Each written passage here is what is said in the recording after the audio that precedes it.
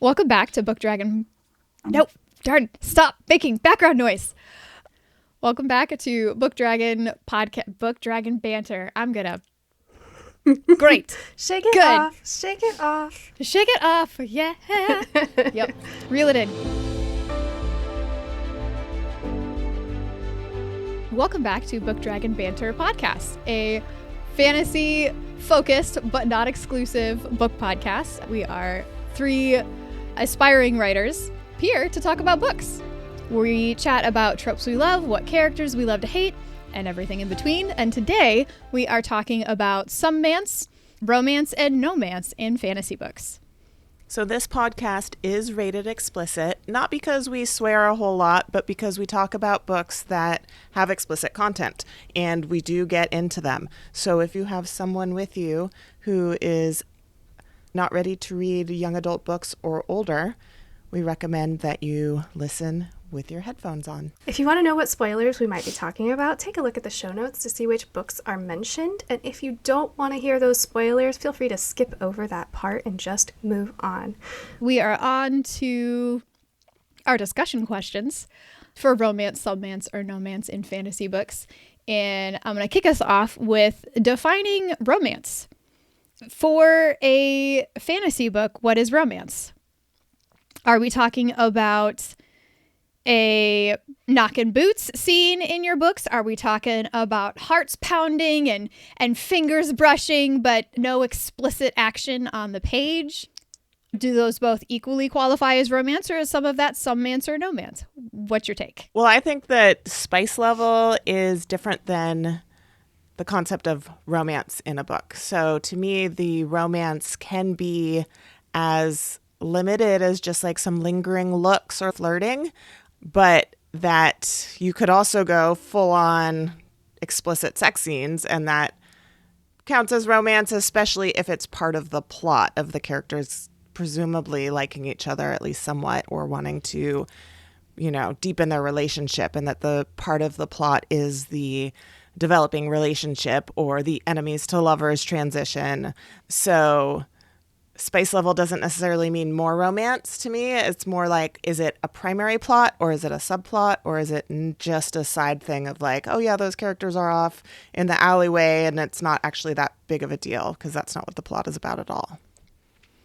For it to qualify as a romance, do you think that the romantic action has to be coming from your main characters? Or is it also a romance if your main character is not involved in the romance? I think that what matters is what's getting the audience to turn the page. So that is related to what is the plot with the MCs.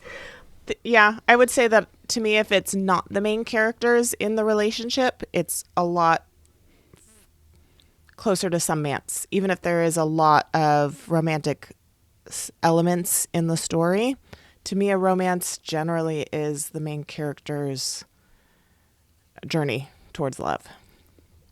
Especially, it depends on whose interiority we have. So if our MC doesn't have lingering thoughts, they aren't pining, they aren't engineering situations in which they look one way to the other person or trying to be close to them, then I would not necessarily think of that as a romance. I think that the perspective on the page, that interiority, is part of what creates that romantic tension for the MCs. All the thoughts of how good looking they are. Yes. Over and over and over. Yep. Oh gosh, those bulging muscles. Oh man, he fell in the lake and got out and his shirt is drenched and it's see-through. Oh no, what do I do? Not a Colin Firth original Pride and Prejudice. Oh, my favorite. A fan here. Oh, I have to roll back here for a second. I forgot to include, well, yes, we will be doing our best to talk about books. We will be bringing in pop culture references, just because sometimes that's easier to make our point and give an explanation about a book theory or a story concept as writers, because more people are just aware of something that's in pop culture than in every book that we're discussing. Because, some of you might be early in your reader journey where you're just getting into fantasy books. You're just getting into some of the things that we're going to talk about. And that's great. And you can come here to learn. But we want to do our best to make our points easy to digest, easy to understand, and pop culture helps with that. It's all story. Yeah, it's all story. That is a great point, Sage. So we're defining romance in fantasy as a book where the main characters were getting their internal thoughts as to their attraction for the other person, their desires for the other person.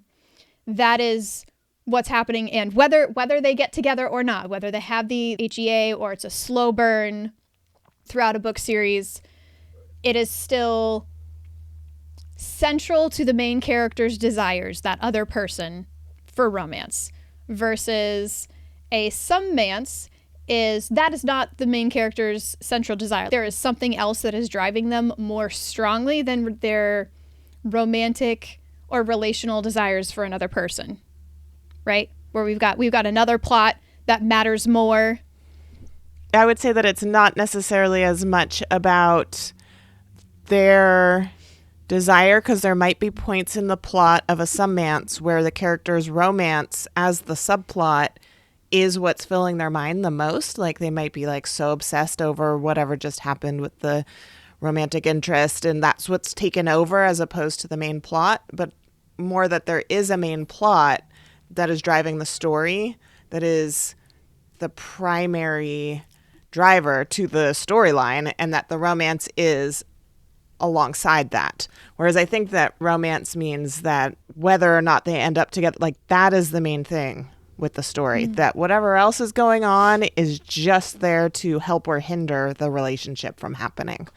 And to me, romance generally means happily ever after or happily for now.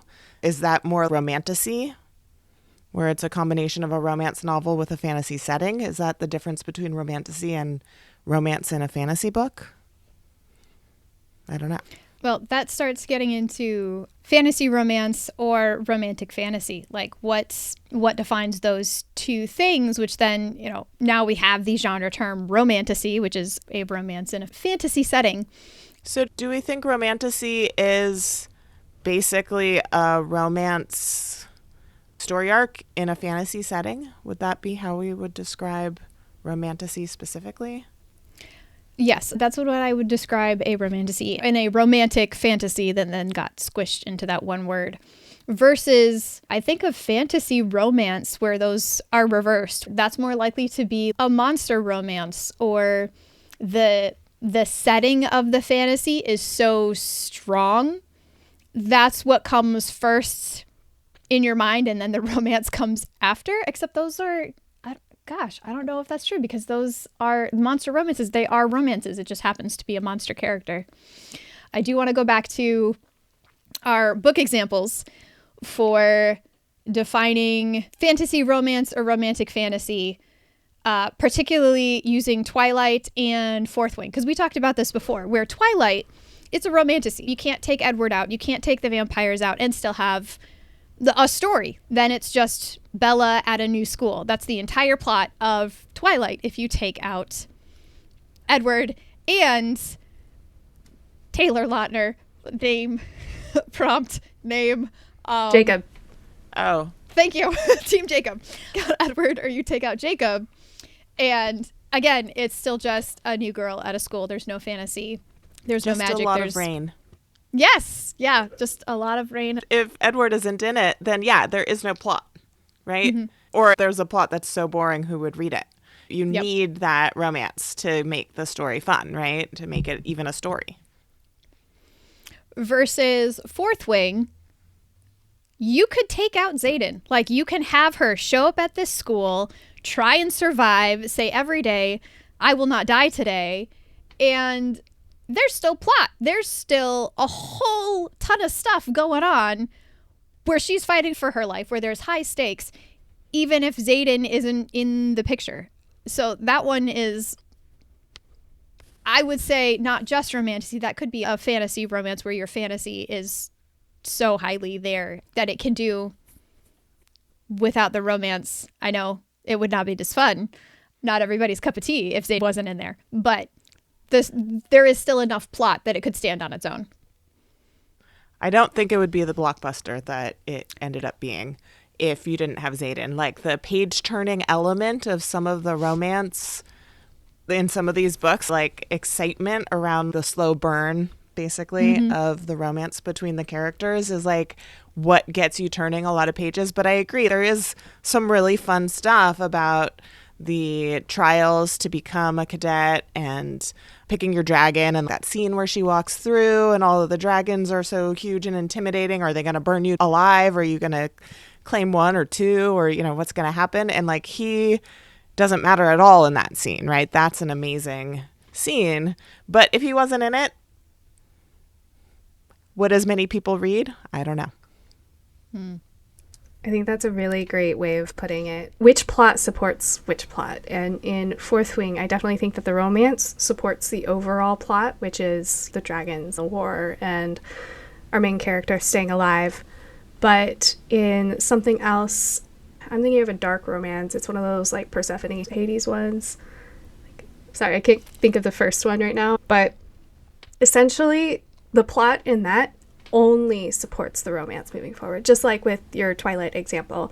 Anything outside of romance only supports the romance moving forward and reaching the audience's preferred conclusion. Without the romance, the plot wouldn't matter so much. Whereas in Fourth Wing, the plot is still really great. The writers might have had to add in some other elements to fill in some gaps, but it still would have been incredibly engaging. We have plenty of YA books and stuff that are high fantasy that don't need a huge romance arc for audiences to still adore them.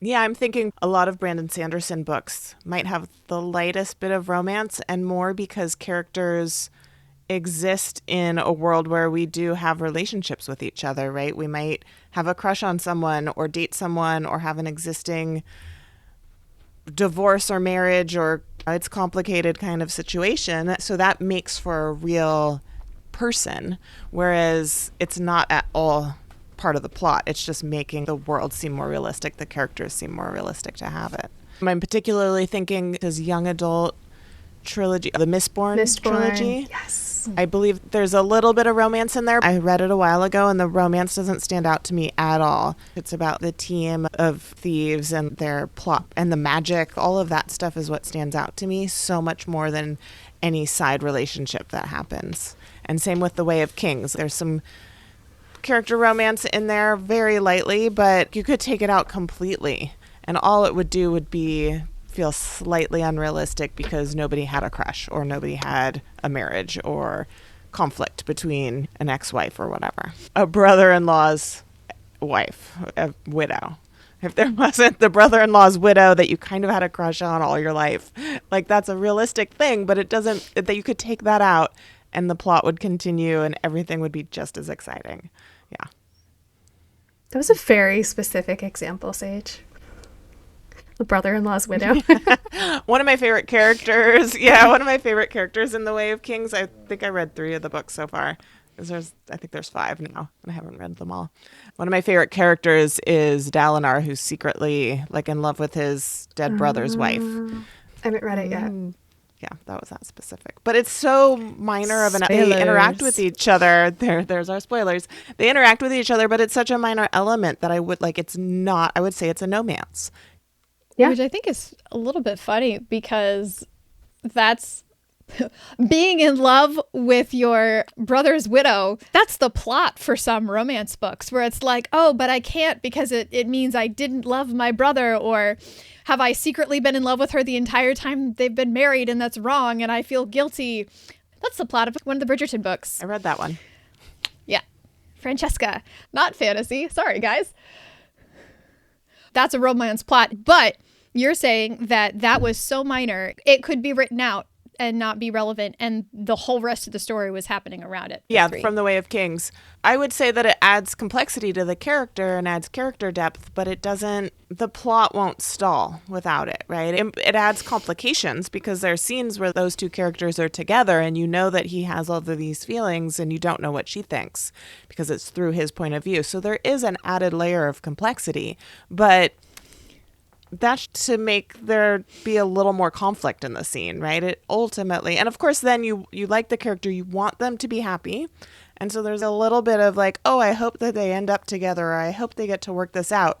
But at the end of the day, what you really need is to make sure that your entire kingdom isn't wiped out by the enemy. And there's this huge other bunch of stuff that's happening that is so much more important that could just fall by the wayside, you know? And really what you don't want is for them to have a relationship that comes to a head and causes a problem for the war. But it doesn't, because it's not a romance. If it was a romance, then that would be a huge piece, right? You would have some romantic subplot element that made everything come to a halt because the romance is what's important. Mm-hmm. For you as a reader, Romantasy, yay or nay? Catherine, you could go first on this one. I'm a mood reader, so it's a yay, but also it depends on what I'm feeling. I don't love books with a romantic plot, generally speaking, that don't have other plot elements going on, or else I just get really bored. I feel like I'm watching, I don't know, something like The Notebook, and no shame on that at all. I get really bored. So bored. Or even on the darker side, everybody was reading 50 Shades for the Kink, but there's 365 as well, which I tried and I absolutely, there wasn't anything going on. I couldn't do it. So I'm not opposed to Romantasy by any stretch, but there's got to be other elements that pull me in that keep me there. An amazing world build, really great other character relationships, mentor and friend relationships. Otherwise, if they're just fully absorbed in each other, like complete obsession, and that is it, that's all the book is about, I'm probably going to dip in DNF. So your Romantasy has to have, if the characters are together, there's some subplot happening in the background that is continuing the tension for you, that is driving I'm going to keep turning the page because I need to know how that other thing gets resolved now that these characters are kind of dealing with their feelings. Is that what I'm hearing? Yeah, I can get kind of bored of the feelings.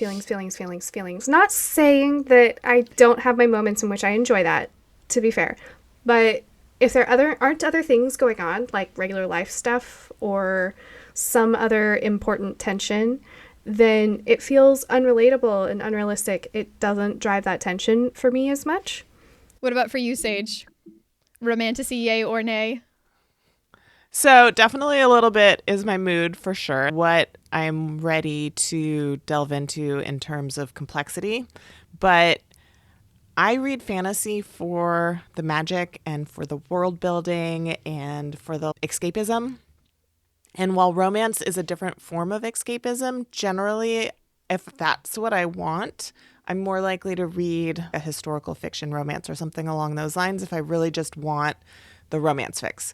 But I love fantasy so much, and science fiction, but fantasy is my number one chosen genre because I love the magic elements. So if the magic feels like it's just slapped on to support the romance, I'm not as engaged by it. And I honestly feel like I don't have a problem with spice levels. I can read extensive sex scenes and that's all fine, but sometimes I feel like it's a waste of the page. It could be some really cool fantasy thing happening right now, a really cool magical element, a portal to another, dimension or area of the world, and instead we just have like erections and detailed descriptions of muscles and whatnot, and I'm like, that's cool. I guess I prefer, in that kind of scenario, I prefer the slow burn. The excitement leading up to that sex scenes is more appealing to me than the actual pages. It depends on how many pages it goes on and on for also, and how many times they have sex in the book, to where I'm like, okay, that is not what I'm here for. I am here for some cool dragons coming in or sword fight or whatever. So I read a vampire romance recently where there were more mentions of the love interest who was a vampire. There were more mentions of his erection than his fangs. I'm pretty sure we had like 20 mentions. He was always stalking around naked with this huge erection. And I don't think we actually had a mention of him having fangs. We knew he was a vampire all along until the end of the book. And I don't even think he bit anybody ever.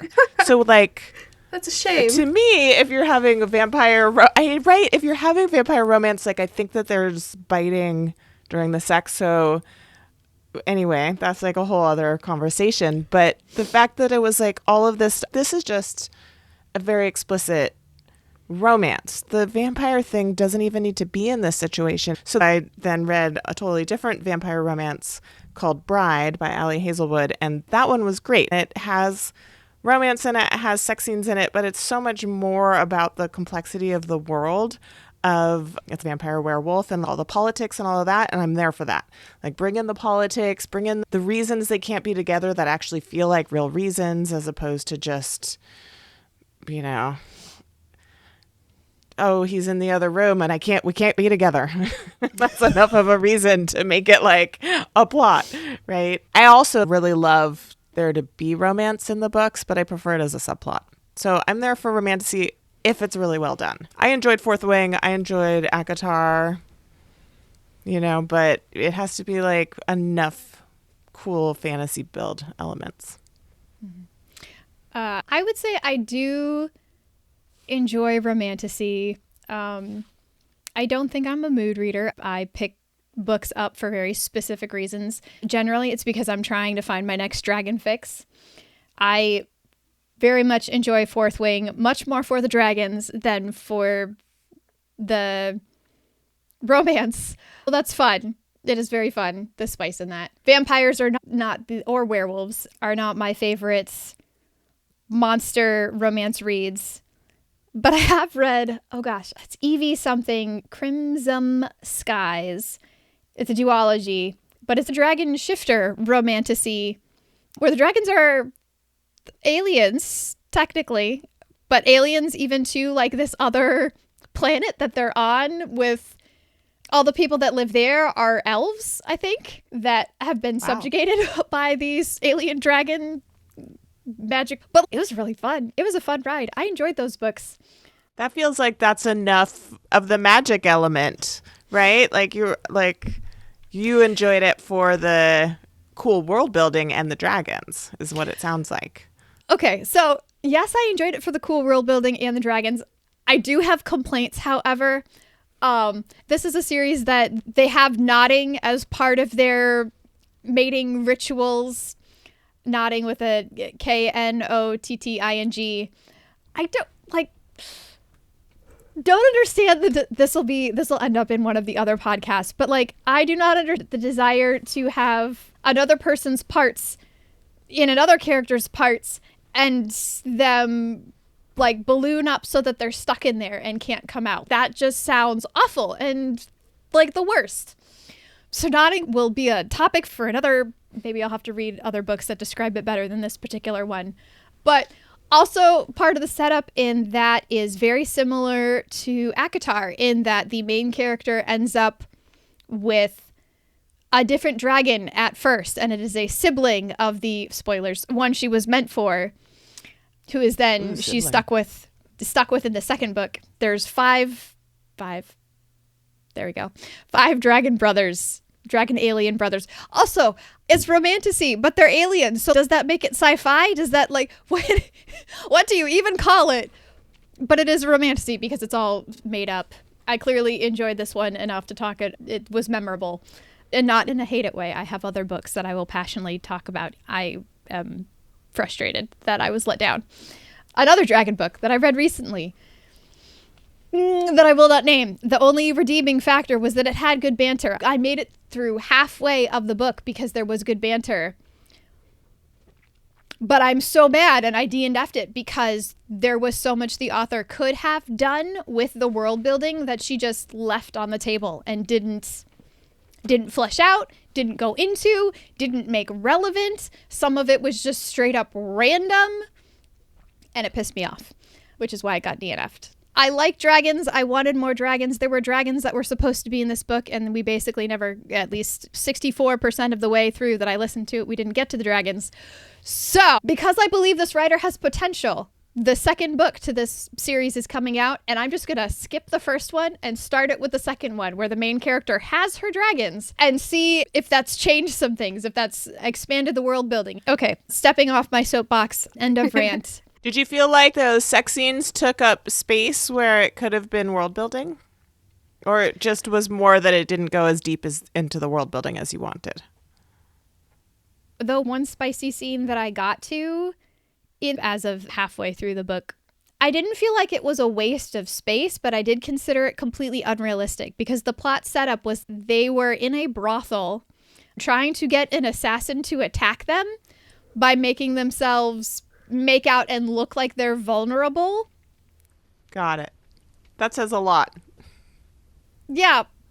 I would have rather the scenario where they were like, we're going to go find a place to be private, go attempt to do that, and be interrupted by an assassin. That would have been my preference than trying to do this as a trap. Because how idiotic is this assassin to not think that there's going to be guards around to catch them? Yeah, sorry. There's potential. It just wasn't in this first book. Fair. I'll give the second a shot, and we'll see. I'll report back. Yes, please do. I had a thought. Sometimes there's not enough romance either. Or somebody calls something a romantasy, but it just doesn't feel like the romance is fleshed out enough to be very believable. And in this one, I really loved 90% of everything with this book, the Spellshop.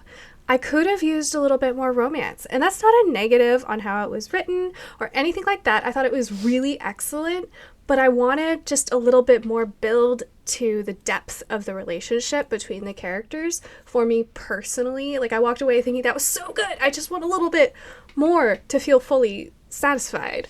So sometimes that's the case as well, but I definitely do recommend that book. It's very sweet. It's very good. It's very well done. However, for me, sometimes the balance is just a little bit off. That comes down to personal preference, though, as a reader. True. You can't, as a writer, you can't please everybody. Like, you're going to want, man, this makes me giggle and this makes me kick my feet and I love this. And somebody else is going to be like, I couldn't believe it. It was unbelievable. That is not my experience of a real person. And I just couldn't get into the guy. There's going to be those kind of responses no matter what you do. Yeah, so if somebody was listening to the first half of what I said and they're like, oh, well, if there's romance, she needs plot to go with it. And Spellshop does a great job of having good, decent plot, good characters that are very lovable. And then they write this perfect book for me based on that. And then I walk away going, oh, but it wasn't enough in the opposite way. So hard to be a writer, guys. You can't please anybody all the time. All right, moving on to, we've all answered. We had a maybe sometimes from Catherine, a must have good plot from Sage, and a no, I do enjoy the romance, the romantasy from Zizi.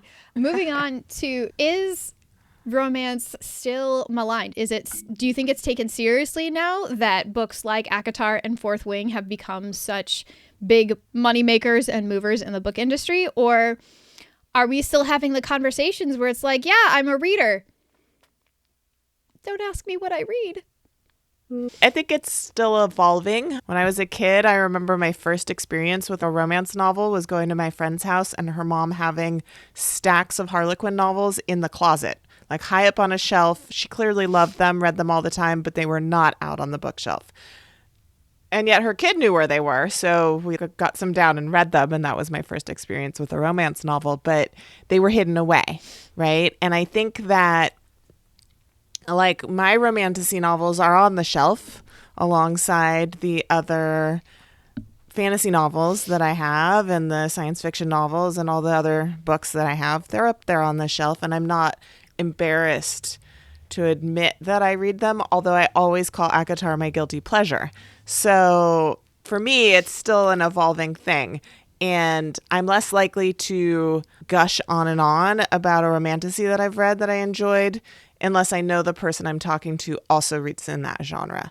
I feel like fantasy in general has always been a little bit of, like, fantasy and science fiction were always maligned also in a different way than romance, but not taken as seriously. People say, oh, you read fantasy and science fiction, you're not a serious reader or you're not a serious person. So to me, the fact that it's like, I love fantasy and now I'm reading fantasy romance, but I don't have shame around it. So I think that there is a movement away from feeling embarrassed, and there's a movement of like, yes, this is a thing that we can enjoy and there's nothing wrong with it. I could have the Spellshop on my shelves and hype it up to pretty much anybody who walked in and was like, oh, that's a pretty cover. And I will then talk your ear off. But if someone looks at this cover, if they don't say anything to That Time I Got Drunk and Saved a Demon, which is very much the romance covers of old, but fantasy style. It's fantastic. But I still run in enough circles where that would feel like, oh, maybe turn that book around when these friends are coming over. It's a guilty pleasure. It's great. It's enjoyable. But unless someone else brings up the topic, you got to ask for it. I'm not going to give it to you. I did want to point out for Sage, when someone asks her what she reads, she says speculative fiction. So I always hated it that I would go into the bookstore and there would be like fiction, and then there would be mystery, and then there would be fantasy science fiction. It's great, all the books are in one place, but I always felt like it was being that the genre was looked down upon in a way that it wasn't as serious as fiction or wasn't as worthy as fiction. And when I heard the term speculative fiction, I was like, yes, I'm totally on board with that, because first of all, it incorporates everything from fantasy and science fiction as well as horror, and the genres kind of mixed together more and more. It kind of incorporates all of that. But I do know that when I'm in a conversation, especially with somebody that I don't necessarily know very well, and I'm trying to make a good impression, particularly when we're talking about what I'm writing, I will say that I write speculative fiction. And I might say even that I read, and I know it's because I feel like it makes me sound more intelligent, or that what I'm working on is more serious. And I don't always do it, because if I know the person well, then we can talk more in depth about the books that inspire me and what my influences are and whatnot. But when I'm in conversation with somebody that maybe is a lawyer or something like that, and they're like, what do you do? And I'm like, well, I'm not going to say I write romantasy or I write fantasy. I say I write speculative fiction, or I write fiction, and then I get more into it. I also just like how the word sounds, so there's that too. I think we're still at a point where both romance and fantasy are not as accepted as serious or worthy as they could be. I find it really interesting being on Instagram, being on YouTube in the book area, and being on Book Talk, where it feels like on TikTok, the predominant people that I'm seeing that talk about romantasy are women like us. Very rarely is it couples. A lot of them binge on romantasy books, and here's my top 5, or here's my romantasy ones that I hated, or whatever. But I'll get over to YouTube, and on YouTube, I've got fantasy snobs who they're not reading the romantasies. They're reading high fantasy and epic fantasy, and everything is war and death and grim. Sorry, you're not making it super attractive to me to want to read. I don't want to read about war. My eyes glaze over sometimes. If it's not magical politics, I'm a fast forward a little bit through that section, or hope that I'm listening to it as an audiobook sped up so I can just get through that part. And even though I have some of those books on my shelves, they're still on my TBR. If there isn't a grounding relationship to get me through that story, I'm going to struggle reading it. Not because it isn't good writing. I'm sure it's good writing. I'm just intimidated. What are you intimidated by? Sorry, the thickness. I'm intimidated by the thickness. That's fair. I'm also intimidated by I don't have a great memory. So like if there's a lot of characters that are introduced, if it's a lot of point of views bouncing around, if there's multiple kingdoms and I have to remember the government structure of multiple different places, that gets difficult for me. That's just how my brain works. It's not what I attach to and remember. If your writing is done well enough where you've got a representative character of that government system or those politics or that plot point, even this is your character that's central to them, that's a much easier read for me. Then that's something that I can get into and engage, because I am very character focused and emotionally driven in story. I've had a couple of books where I'd read and the voice of the writer is awesome. This is really interesting magic and this is really interesting politics. But there wasn't a character that I connected with. And so I didn't get very far. I really enjoy young adult fantasy for exactly that reason, because a lot of young adult books, the emotions are heightened and the emotional connection between characters is everyone's like going through it, right? And so that element, and then the fantasy is usually pretty strong, but it's also not as in-depth as some of the epic high fantasy, but you will have politics or intrigue. But when it's well done, it's written in a way that it's easier to keep up with. And then also there's romance, but there's not a lot of time spent on the page with explicit sex scenes. So then that fulfills, for me personally, the need for it to be a little more plot or character driven. So that's one of the reasons I love young adult fantasy, is because it brings the best together, and then they're a little bit short also. So it's not like these, you don't have to, it's a little bit narrower in its girth. Well done. I have a confession. I can't get through Lord of the Rings, the books. I struggle with those. I did read The Hobbit. I tried over the years, and I always got bored and tapped out midway. And this is one of those books where I think I would have loved to have some other tension, like the romantic tension, keeping me in there. However, if that were the case, it would not be the books that they are today. The industry would not be what it is. And that's another one where it's like super intense. The world build is almost self-aggrandizing for the author. And it's well done. And it's massively culturally influential, but there's no romance. And as a movie, loved them, still love them. As a book, I try every once in a while and I just can't get through. I get bored. When I reread The Lord of the Rings recently, I noticed how, and I had a hard time getting through it the first time I read it also, like I gave up because I felt like it was going on. And then I realized that there's like a ton of appendixes. And so I think I was almost done, but I was just like, this is dragging on forever. There's still half a book left. I reread it to my kids recently, and the way that the plot is written from the different characters' perspectives, it's like you read all of what happens to one group of characters, and then you go back in time and read what's happening to another group of characters at the same time. I feel like if it was written now and it was modern, even if there wasn't a romance element, the pacing would be so different, and that would help me get through it. Because I love those books. I love everything it's done for the genre, but I feel like the amount of descriptions of mountains that you never even visit is a little excessive. And that if we intercut between scenes, especially in that second book, like it could be easier to get through. Books are written differently now than they used to be, right? Like the pacing and the stylistic elements are a lot different. So maybe for you, it's not necessarily the romance. Yeah, maybe it is more of the pacing and the tension as opposed to whether there is or isn't romance in the book.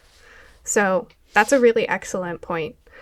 However, I have heard people talk about like how amazing the romance industry is as a business, because it's this industry that's pretty driven by women and extremely financially successful. And it is the biggest selling genre in books, and it's growing exponentially. I think there should be less shame placed on that genre and on fantasy and science fiction as well.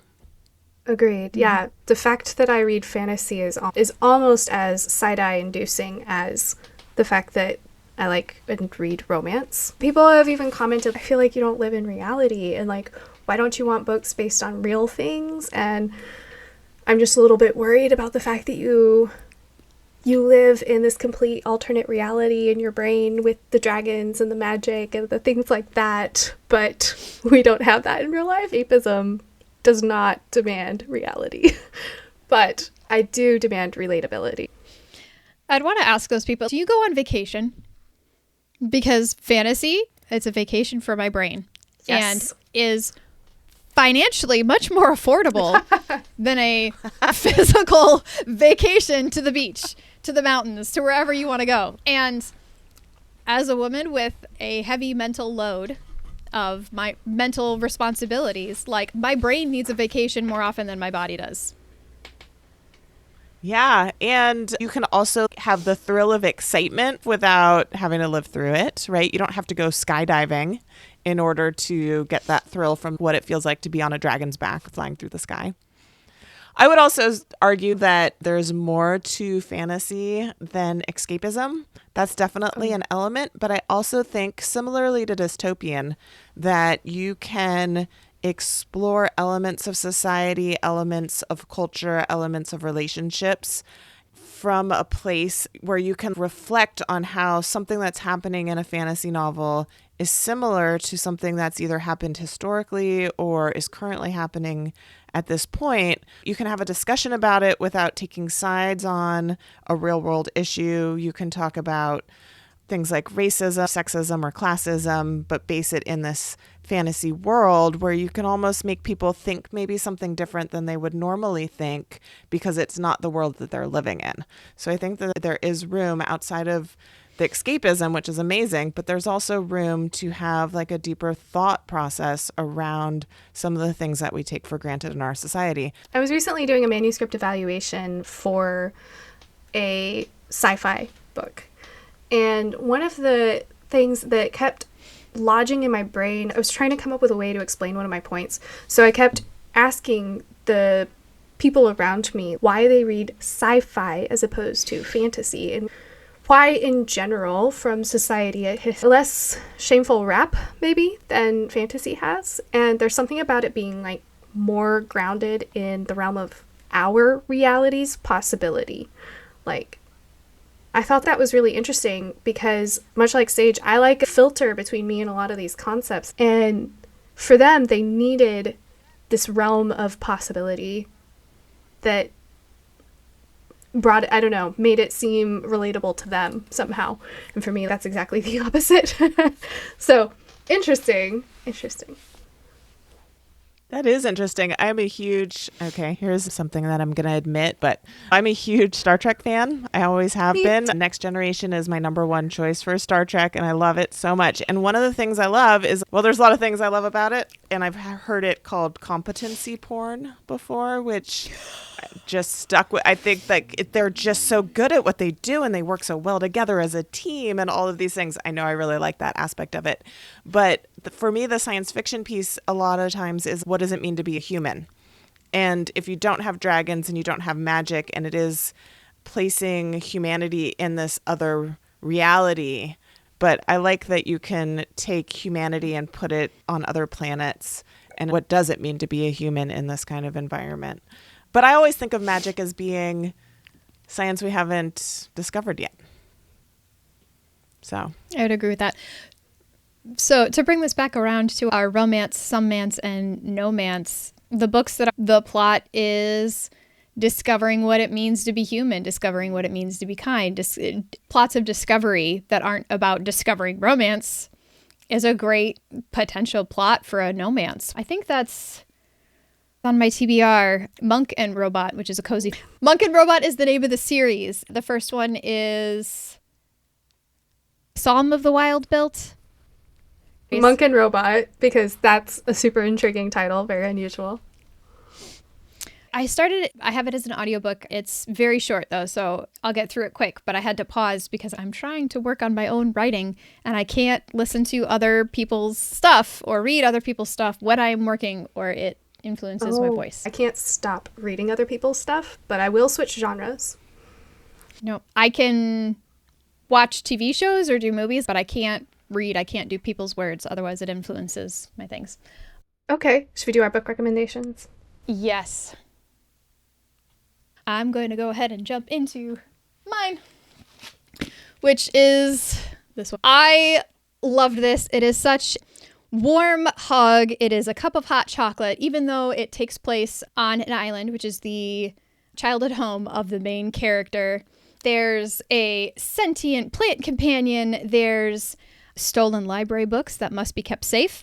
There's a cinnamon roll of a love interest. I consider it clean fantasy because there are no spicy scenes and just very sweet. all around. So the Spellshop by Sarah Beth Durst is Zinzi's recommended read. But I have a second one, because if you do want spice and you want to laugh out loud and you want rom-com D&D game gone wrong, this is the read for you. It has dragons, it has magic, it has hilarity, and some spicy spice. That Time I Got Drunk and Saved a Demon by Kimberly Lemming. That's very fun. And this one is part of a series, the Mead Mishaps series. The Spellshop, there's another book that is something to do with a greenhouse. There's the second one of this comes out very soon that I'm excited about. All right, that was me. Somebody else, go. Okay, I'll do No-mance one. This one is Jonathan Strange and Mr. Norrell. I think of it because you were talking about the discovery being a part of so much fantasy, and this is all about discovery. There's a little bit of frenemies in there, but it is not a romance. I think it's an excellent book. I think it's an excellent world. And then if I get to recommend a second one, because you started it, Cincy, I'm going to recommend the Magical Midlife dating series. I think that's really cute. I know that that's like book 5, but if you look that one up, you'll see it's by K.F. Breed. You can grab the first one. Highly recommend. They're definite spice. Eventually. There's some spicy stuff even in the second one. Not in a good way, but in a funny way. The visuals on that too, the author did it so well. Like, you can't not see it in your brain the way that they wrote it. Yeah, it's funny. It's so fantastic. It's so lighthearted. It's everything you could want in a fantasy romance that is super quirky and has a character who is over 40 or at 40, something like that. It's a sentient house. It has a creepy doll army. Yes. Highly recommend. And everybody's a shifter. Wow. Okay. Well, I haven't read that series, but based on that recommendation, I am moving it up my TBR. Do it. Yes. My recommendation is this one, Maggie Stiefvater's The Raven Boys. This is the first book in, I think it's a 4-part The Raven cycle, and it's contemporary young adult fantasy. I love contemporary fantasy because the idea that magic could be real in our world is like so appealing to me. I'm going to read the very opening line of this one. This is a Some-mance. Blue Sergeant had forgotten how many times she'd been told that she would kill her true love. So the first line is about true love, but it's also about killing her true love. And it leads into a whole other plot element where the romance is integral to the plot, but it's not the primary aspect of the plot. And a lot of it has to do with the main character, Blue, and her relationship with these prep school boys and their quest to find a hidden grave. It's beautifully written, the way that the author jumps between character perspectives and how each character thinks about their friends really builds out these beautiful, very fleshed out characters. And there's a lot of really interesting different magics in it. It's not like shifters or whatever. It's like very unique elements of magic. Huge fan. Highly recommend. I started on the sequel series without realizing I had to have read the Raven Boys series first. And it was so confusing, but it was incredibly compelling. I got halfway through the book before I realized there was a whole series before it. I just got the first book, The Raven Boys, rented. So by the time we meet next, I will have read that one too, per your rec. Awesome. I currently have The Cruel Prince on Sage's recommendation to start listening to. So I have Reckon the Romances here, and Sage has got the Some-mance, and Catherine took our No-mance. Fantastic. Catherine, can you tell us where you can find us on social media? You can find us on the social platforms at Book Dragon Banter Pod. Except for Insta, because somebody else had that. So on Insta, we're just Book Dragon Banter. Yeah, but you can find us. You can find us from our links down below or on our website. Just type in our name and come listen to more of these chats. We would love to have you. This is going to be so quick, I promise. Listeners, I need a no-mance fantasy with a female lead. I would love this. I want this recommendation. I want a no romance, but with a found family aspect, and the main character is female. Preferably not a young adult. I would love an adult. I want that story. Send me your recommendations. All right, sorry. Sage, our book club read Our first book club read is The Last Dragon of the East by Katrina Kwan. And we will be reading and delving into this book in an upcoming episode very soon. So make sure that you find your copy and start reading now so that you can follow along with us without worrying about any spoilers. Also, to be clear, we are not affiliated. That is the book. I picked it because the cover was beautiful, and I am very excited about the mythology of the Red Thread of Fate. We are a baby podcast. Please subscribe. Please, please, please, please. Rate and review. And if you like what you heard, you can help us by sharing. Our next episode coming out after the book club episode is Did Marketing Make You Read It? Probably. So for those who stick around after the outro music, there will be bloopers. But last but not least, thank you so much for tuning in. Thank you so much for lending us your ears and listening to us ramble and rant and share our love for books. Thank you so much. This was Book Dragon Banter, and we will see you next time. See you next time.